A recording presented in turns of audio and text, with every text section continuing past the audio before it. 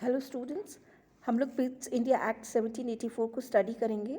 Regulating act 1773 में आता है और उसकी कमियों को दूर करने के लिए एक नया एक्ट ब्रिटिश गवर्नमेंट भारत को द ईस्ट इंडिया कंपनी के काम को उसको सुपरवाइज करने के लिए, उसको कंट्रोल करने के लिए पिट्स इंडिया एक्ट नाम से एक नया एक्ट लेती हैं। Pitt's India act William Pitt's the younger के नाम पे है, जो कि ब्रिटेन के प्रधानमंत्री बनते हैं मात्र 24 साल में।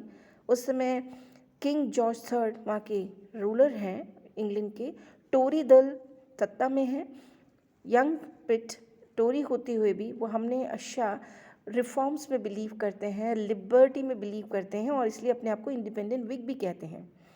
उनका जो काम करने का तरीका है, उनके जो रिफॉर्म्स है, एडमिनिस्ट्रेटिव चेंजेस जो वो लेके आए हैं, न्यू जनरेशन उनको आज भी याद कर सकती है और उनके काम को आज भी सराहना किया जाता है। 18-19 सेंचुरी के एक बड़े स्टेट्समैन, ब्रिटिश स्टेट्समैन के रूप में हम विलियम पिट को देखते हैं। विलियम पिट्स के नाम पर ही पिट्स इंडिया एक्ट ऑफ 1784 आया और इस एक्ट को लाने के पीछे क्या कारण थे उनको हम देखेंगे। बैकग्राउंड में जाएं तो देखिए, जो रेगुलेटिंग एक्ट 1773 में लाया गया, जब governor general Warren Hastings Bharat के अंदर है बंगाल के गवर्नर जनरल के रूप में, उनको एम्पावर करने के लिए, कंपनी पे चेक रखने के लिए गवर्नर से उन्हें गवर्नर जनरल बना दिया बंगाल का। उनके साथ उनके 4 मेंबर्स हैं काउंसिल के, एग्जीक्यूटिव काउंसिल के। इतना होने पर भी ईस्ट इंडिया कंपनी की हालतों में सुधार नहीं है। उसकी फाइनेंशियल कंडीशंस ख़राब हैं। लोन के लिए वो अप्लाई कर रही है। इसलिए रेगुलेटिंग एक्ट लाया गया ताकि भारत के अंदर व्यवस्था, एडमिनिस्ट्रेशन, जुडिशरी और जो पूरा का पूरा शासन तंत्र है उसको कंट्रोल में किया जाए।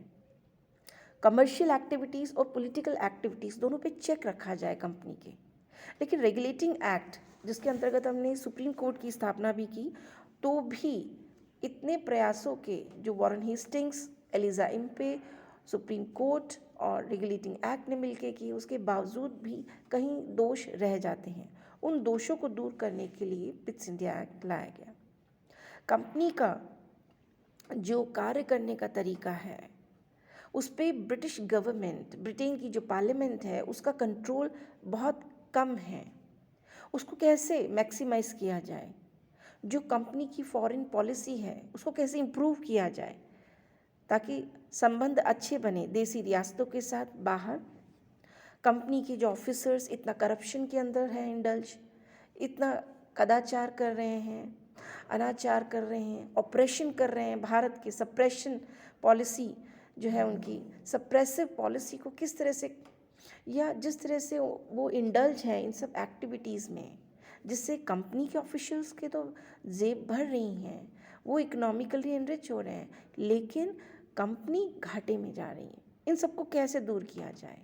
और सबसे बड़ी बात, ईस्ट इंडिया कंपनी भारत का शासन जहाँ जहाँ बंगाल, बिहार, उड़ीसा में देख रही थी और दूसरे प्रांतों में विस्तार, टेरिटोरियल एक्सपेंशन हो रहा है कंपनी का, तो किस तरह से कंपनी के माध्यम से इंग्लैंड अपनी साख को बनाए रखे, भारतीयों का कल्याण करने का प्रयास किया जाए। देखिए, ये बात ध्यान रखिएगा, कंपनी की पॉलिसीज़ चाहे वो 1773 के एक्ट के माध्यम से जब हमारा कॉन्स्टिट्यूशनल डेवलपमेंट शुरू हो रहा है, और चाहे 1935 के एक्ट तक चले जाइए, हमेशा ब्रिटिश फेवर की होती हैं, लेकिन दिखाया ये जाता है कि वो इंडियंस को फेवर कर रहे हैं। आखिरी में ड्यूंडास बिल और फॉक्स बिल जो आते हैं, ये दोनों ही रिजेक्ट हो जाते हैं और फाइनली पिट्स इंडिया एक्ट अस्तित्व में आता है। पिट्स इंडिया एक्ट अगस्त 1784 के अंदर पास किया जाता है और जितने भी जो नए प्रोविजंस इस एक्ट में लाए जाते हैं वो पिछले एक्ट की कमियों को दूर करने के लिए किए जाते हैं।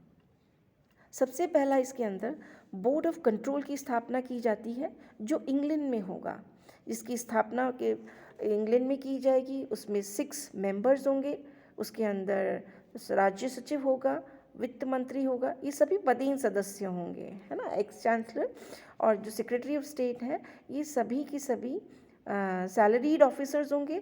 4 प्रीवी काउंसिल के मेंबर्स होंगे। 3 सदस्य जो होंगे उसके अंदर, वो कोरम के लिए कंप्लीट करने के लिए ज़रूरी थे।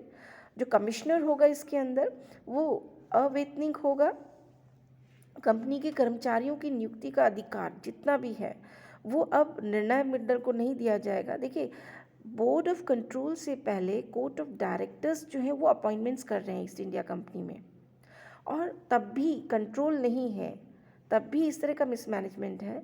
तो बोर्ड ऑफ कंट्रोल को कोर्ट ऑफ डायरेक्टर्स के भी ऊपर बना दिया गया, और वो भारत के प्रशासन के संबंध में सारा सुपरविजन करेंगे, डायरेक्ट करेंगे, कंट्रोल करेंगे कंपनी के काम को। सारे अधिकार बोर्ड ऑफ कंट्रोल से होते हुए जाएंगे। और इंडिया में जो गवर्नर जनरल है उसे भी बोर्ड ऑफ कंट्रोल तक अपने सारे निर्देश, जो भी उसने प्लान्स, जो डिसीजंस लिए हैं, ऑर्डर्स दिए हैं, उन सबको वहाँ तक उनको कन्वे करना पड़ेगा। और जो भारत में जो प्रांतीय सरकार हैं उनको जो आदेश देंगे, जो पत्र लिखे जाएंगे, जो ऑर्डर्स होंगे, वो संचालक मंडल, और संचालक मंडल से आगे फॉरवर्ड हो जाएगा। संचालक मंडल यानी जो कोर्ट ऑफ डायरेक्टर्स हैं वो बोर्ड ऑफ कंट्रोल के अंतर्गत काम करेगा। जो भी डिसीजन बोर्ड ऑफ कंट्रोल देगा उसको मानने के लिए बाध्य होगा। नियंत्रण मंडल यानी कोर्ट ऑफ डायरेक्टर्स जो है वो भारत सरकार को युद्ध में या शांति के सब्जेक्ट पर एक सीक्रेट कमेटी के द्वारा आज्ञा दे सकता था। ये ज़रूर उन्होंने किया। डबल गवर्नमेंट है इंग्लैंड के अंदर अब भारत के लिए, एक तरफ कोर्ट ऑफ डायरेक्टर्स और वहाँ पे बोर्ड ऑफ कंट्रोल है, और इंडिया में ईस्ट इंडिया कंपनी काम कर रही है। इस तरह के कुछ परिवर्तन किए गए। पिट्स इंडिया एक्ट के अंतर्गत जो बम्बई और मद्रास है उन दोनों प्रेसिडेंसीज़ को, 3 प्रेसिडेंसीज़ है, बंगाल, मद्रास, बॉम्बे। बॉम्बे और मद्रास प्रेसिडेंसीज़ को बंगाल के सबऑर्डिनेट कर दिया गया। गवर्नर जनरल को और एम्पावर कर दिया गया। रेगुलेटिंग एक्ट में 4 काउंसिल मेंबर्स थे और इसलिए वॉरेन हेस्टिंग्स को बहुत मुश्किल हुआ करती थी। लेकिन पिट्स इंडिया एक्ट के अंदर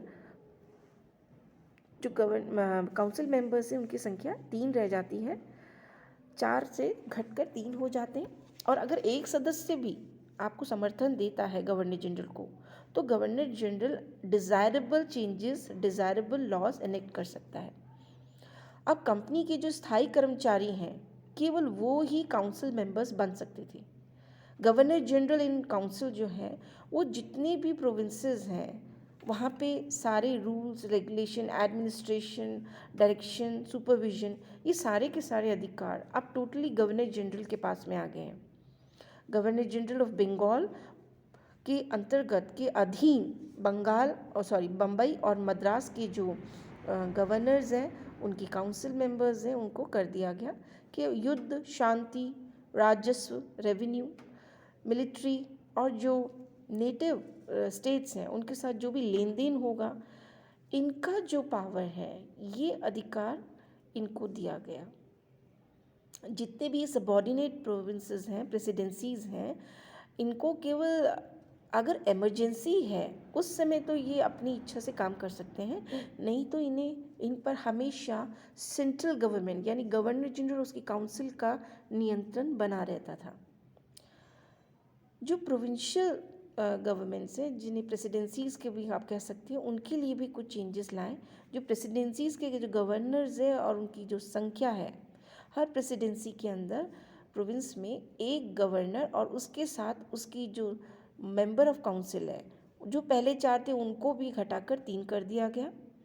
और इनमें से एक प्रांत का कमांडर इन चीफ भी होगा, ये भी देखा गया। केवल कंपनी के जो स्थायी कर्मचारी होंगे उन्हें ही काउंसिल का मेंबर बनाया जाएगा। जब युद्ध होगी, शांति होगी या देसी रियासतों के साथ लेन देन होगा, ये उसके बारे में जो प्रांतीय सरकारें हैं उनको बंगाल गवर्नमेंट के ही सबऑर्डिनेट रखा गया। अभी हमने बोर्ड ऑफ कंट्रोल के पावर्स देखे थे, अब हम देख रहे हैं कि कैसे प्रेसिडेंट, फिर हमने गवर्नर जनरल के पावर देखे, बंगाल के गवर्नर जनरल और उसकी काउंसिल को कितना एम्पावर किया गया। तीसरा जो हिस्सा है इसमें है सबऑर्डिनेट बना दिया गया, जो बम्बई और मद्रास की प्रेसिडेंसीज को उनको लेके डिस्कशन किया गया है।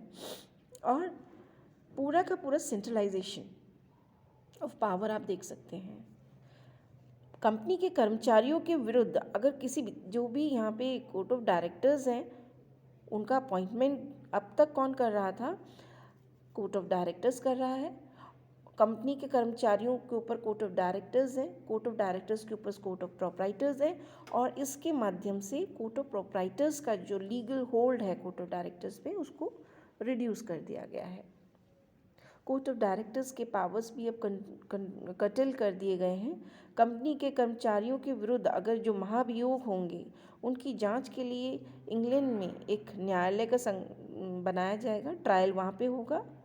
और भारत में जितने भी जो डिसीजंस लिए जाएंगे, जो पॉलिसीज़ जो यहाँ फ्रेम की जाएंगी, लीगल लॉज जो बनाए जाएंगे, वो सब वहाँ पे इंग्लैंड की जो सरकार है, संसद है, बोर्ड ऑफ कंट्रोल के द्वारा उनको अवगत कराया जाएगा।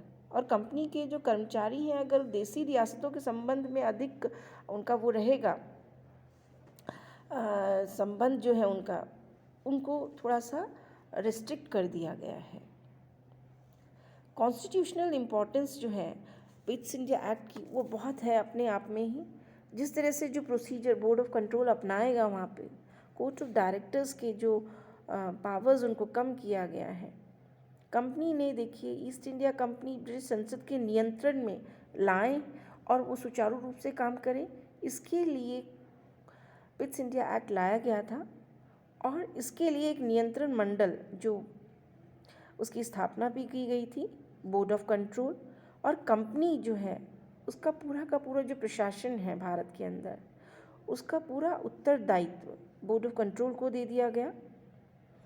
और इस तरह से कंपनी को ब्रिटिश सरकार के रिप्रेजेंटेटिव के रूप में यहाँ पे भारत में उस रखा गया और उसके ऊपर सीधा कंट्रोल बोर्ड ऑफ कंट्रोल का दे दिया गया।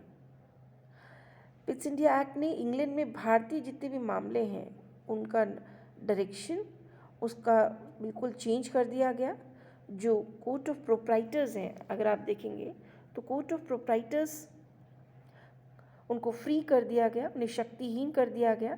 संचालक मंडल ब्रिटिश सरकार के जो कोर्ट ऑफ डायरेक्टर्स हैं वो ब्रिटिश सरकार के पूर्णतः अधीन कर दिए गया। कोर्ट ऑफ डायरेक्टर्स को अब एब्सोल्युटली बोर्ड ऑफ कंट्रोल के अंडर में गाइडेंस में काम करना है। और बोर्ड ऑफ कंट्रोल ऑलरेडी जो है ब्रिटिश संसद के नेतृत्व में काम करती है। इस अधिनियम ने जो कुशल प्रशासन है और देश का जो एकीकरण उस समय का उसको स्टैब्लिश करने के लिए गवर्नर जनरल के और उसकी परिषद के हाथों में सारी शक्तियां एक तरह से सौंप दी। अगर ये कहें कि सेंट्रलाइजेशन ऑफ पावर और ज़्यादा कर दिया गया तो गलत नहीं होगा। भारत का जो सरकार का जो प्रशासन तंत्र है उसमें कई रिफॉर्म्स भी लाए गए। केंद्रीय और जो प्रांतीय परिषदों का जो गठन किया गया था, सेंट्रल एंड प्रोविंशियल जो लेजिस्लेचर्स हैं, गवर्नर जनरल और गवर्नर की जो पोजीशन है, स्टेटस है, उसको भी एम्पावर किया गया। 1786 के अंदर आगे जाकर 1786 में इसमें अमेंडमेंट लाया गया जिसे अमेंडमेंट ऑफ 1786 कहते हैं। और कॉर्नवालिस जब यहाँ आते हैं तो उन्होंने वीटो पावर उनको मिल जाता है और इससे वो परिषद के विरुद्ध भी निर्णय ले सकते थे।